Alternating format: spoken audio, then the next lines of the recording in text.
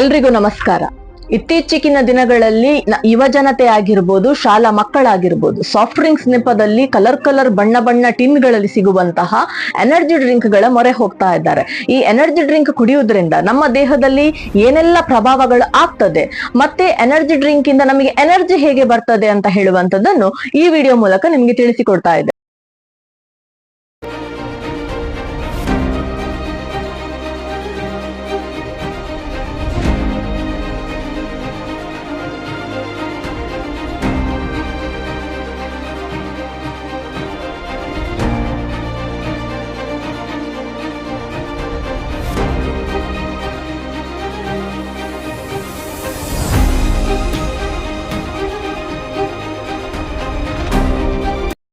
Energy drink ಹೇಳಿದ್ರೆ ನಮ್ಮ ಕನ್ನಡದಲ್ಲಿ ಆಯಾಸ ನಿಯಂತ್ರಣ ಮಾಡುವಂತಹ ಪಾನೀಯ, ಶಕ್ತಿವರ್ಧಕ ಪಾನೀಯ ಅಂತ ಹೇಳಿ ಹೇಳ್ತೇವೆ. ಶಕ್ತಿವರ್ಧಕ ಪಾನೀಯ ಕಡಿಮೆ ಬೆಲೆಗೆ ಸಿಗ್ತದೆ ಹೇಳಿದ್ರೆ ಅದಕ್ಕೆ ಯಾವ ಅಂಶ ಕಾರಣ, ಅದು ನಮ್ಮ ದೇಹಕ್ಕೆ ಎಷ್ಟೆಲ್ಲ ದುಷ್ಪರಿಣಾಮಗಳು ಇದೆ ಅಂತ ಹೇಳುವಂತದ್ದು ನಾವು ತಿಳಿದುಕೊಳ್ಬೇಕು. ಕೆಫೆನ್ ಅಂತ ಹೇಳುವ ಅಂಶವನ್ನು ಈ ಡ್ರಿಂಕ್ಸ್ ಗಳಲ್ಲಿ ಬಳಕೆ ಮಾಡ್ತಾರೆ. ಕೆಫೆನ್ ಹೇಳುವಂತದ್ದು ನಮ್ಮ ಕಾಫಿ ಟೀಯಲ್ಲಿ ಕೂಡ ಇದೆ, ಆದ್ರೆ ಹೆಚ್ಚಿನ ಪ್ರಮಾಣದಲ್ಲಿ, ಅಧಿಕ ಪ್ರಮಾಣದಲ್ಲಿ ಈ ಎನರ್ಜಿ ಡ್ರಿಂಕ್ ಗಳಲ್ಲಿ ಇರ್ತದೆ.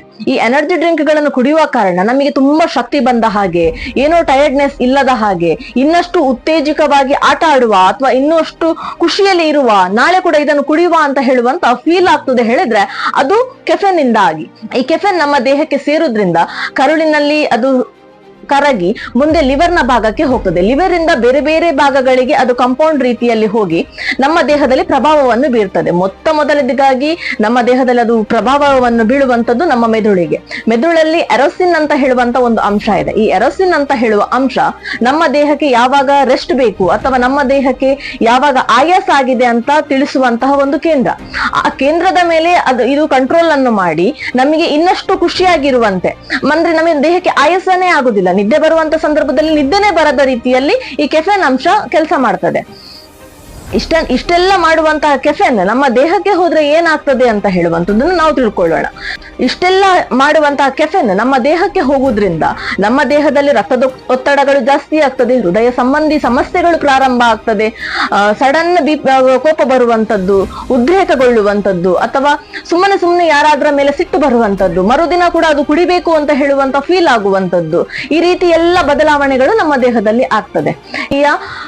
ಬೇರೆ ಬೇರೆ ರೀತಿಯ ಎನರ್ಜಿ ಡ್ರಿಂಕ್ ನಮ್ಮ ಮಾರುಕಟ್ಟೆಯಲ್ಲಿ ಸಿಗ್ತದೆ. ಆ ಮಾರುಕಟ್ಟೆಯಲ್ಲಿ ಎಷ್ಟೆಷ್ಟು ಪ್ರಮಾಣದ ಕೆಫೆನ್ ಗಳ ಬಳಕೆ ಆಗ್ತಿದೆ ಅಂತ ಹೇಳುವಂತದ್ದನ್ನು ನಾವು ತಿಳ್ಕೊಳ್ಬೇಕು. 250 ml ಒಂದು ರೆಡ್ ಬುಲ್ ನ ಬಾಟಲ್ ಅಲ್ಲಿ 80% ಕೆಫೆನ್ ಗಳನ್ನು ಬಳಸ್ತಾ ಇದ್ದಾರೆ. ಸ್ಟ್ರಿಂಗ್ ಅಂತ ಹೇಳುದ್ರಲ್ಲಿ 92% ಬಳಸ್ತಾ ಇದ್ದಾರೆ. ಅದೇ ಮಾಂಟೇನ್ ಅಂತ ಹೇಳುವಂತಹ 450 ml ನಲ್ಲಿ 160% ಕೆಫೆನ್ ಗಳನ್ನು ಬಳಸ್ತಾ ಇದ್ದಾರೆ. ಇದು ನೇರವಾಗಿ ನಮ್ಮ ದೇಹಕ್ಕೆ ಹೋಗಿ ನಮ್ಮ ದೇಹವನ್ನು ಕಂಟ್ರೋಲ್ ಮಾಡುವುದು ಅಲ್ಲದೆ ನಮ್ಮ ದೇಹದ ಆರೋಗ್ಯವನ್ನು ಕೂಡ ಹಾಳು ಮಾಡ್ತದೆ.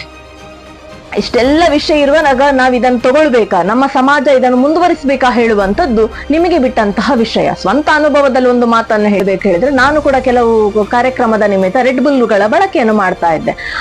ರೆಡ್ ಬುಲ್ ಬಳಕೆ ಆದ ಮೇಲೆ ನನಗೆ ಅದೇ ಸಮಯಕ್ಕೆ ಅದನ್ನು ಕುಡಿಬೇಕು ಅಂತ ಹೇಳುವಂತ ಅನುಭವಗಳಾಗ್ತಾ ಇತ್ತು. ಅಥವಾ ಇನ್ನಷ್ಟು ಕೆಲಸ ಮಾಡುವ ಅಥವಾ ಡ್ರೈವಿಂಗ್ ತುಂಬಾ ಹೊತ್ತು ಹೋಗುವ, ನಿದ್ದೆ ಬರುವುದಿಲ್ಲ, ದೇಹಕ್ಕೆ ಆಯಾಸಗಳಾಗುವುದಿಲ್ಲ, ಈ ರೀತಿಯ ಅನುಭವಗಳು ನನ್ನ ಸ್ವಂತ ಅನುಭವಕ್ಕೆ ಆಗಿದೆ. ಇದು ನನ್ನ ದೇಹಕ್ಕೆ ನನಗೆ ಆದಂತಹ ಅನುಭವಗಳು. ನಿಮಗೆ ಈ ರೀತಿ ಆಗಿದ್ದ ಇಲ್ವಾ ಅದು ನನಗೆ ಗೊತ್ತಿಲ್ಲ. ಆದ್ರೆ ಇಷ್ಟೆಲ್ಲ ದುಷ್ಪರಿಣಾಮ ಇರುವಂತಹ ಸಾಫ್ಟ್ ಡ್ರಿಂಕ್ಸ್, ಇಷ್ಟೆಲ್ಲ ದುಷ್ಪರಿಣಾಮ ಇರುವಂತಹ ಎನರ್ಜಿ ಡ್ರಿಂಕ್ ಗಳು ನಮ್ಮ ಸಮಾಜಕ್ಕೆ ಬೇಕಾ ಅಂತ ಹೇಳುವಂತದ್ದನ್ನು ನಾವು ಇವತ್ತು ನಿರ್ಧಾರ ಮಾಡಬೇಕು. ನಮ್ಮದು ಬೇಕರಿ ಆಗಿರ್ಬೋದು ಅಥವಾ ಯಾವ್ದಾದ್ರು ಸಾಫ್ಟ್ ಡ್ರಿಂಕ್ಸ್ ಮಾಡುವಂತಹ ಅಂಗಡಿಗಳಾಗಿರ್ಬೋದು, ನಾವಿದನ್ನು ಬಳಕೆ ಮಾಡ್ಬೇಕಾ, ನಮ್ಮ ಯುವ ಜನತೆಗೆ ಇದನ್ನು ಕೊಡ್ಬೇಕಾ ಅಂತ ಹೇಳುವಂತದ್ದನ್ನು ಯೋಚಿಸಬೇಕು.